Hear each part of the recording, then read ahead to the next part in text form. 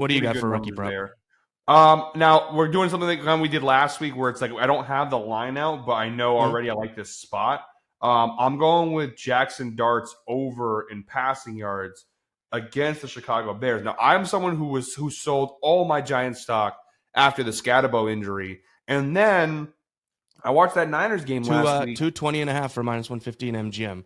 Okay, all right, we'll Okay, go. you like that? That's perfect. We'll take that. All right. Um, it, I watching that Giants team was now granted they lost by 10. It wasn't a great game, but this guy is resilient, and I think he's going to have a great career. I think there's a lot to like with him.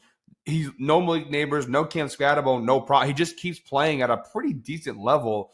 And this Bears defense is not very good. I don't know if you watched that Bengals Bears game. It was an incredible game. That last 2 minutes was insane to watch.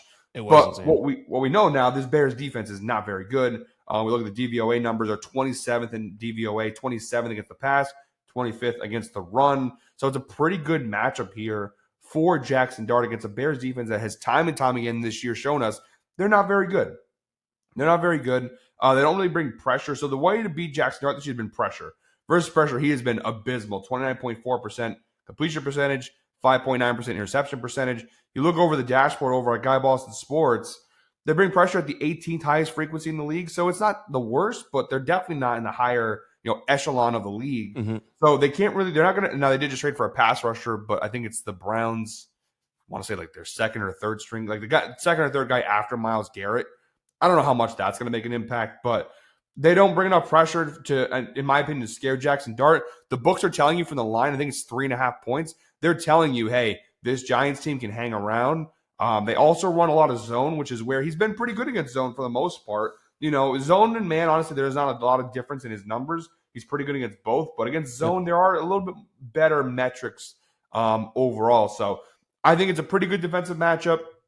Obviously he's short on weapons right now, but he's proven time and time again that he can play in these big time spots. We're trying to pull up some more numbers here for you. But like one thing while you do that, one thing that I do like is even using our dashboard.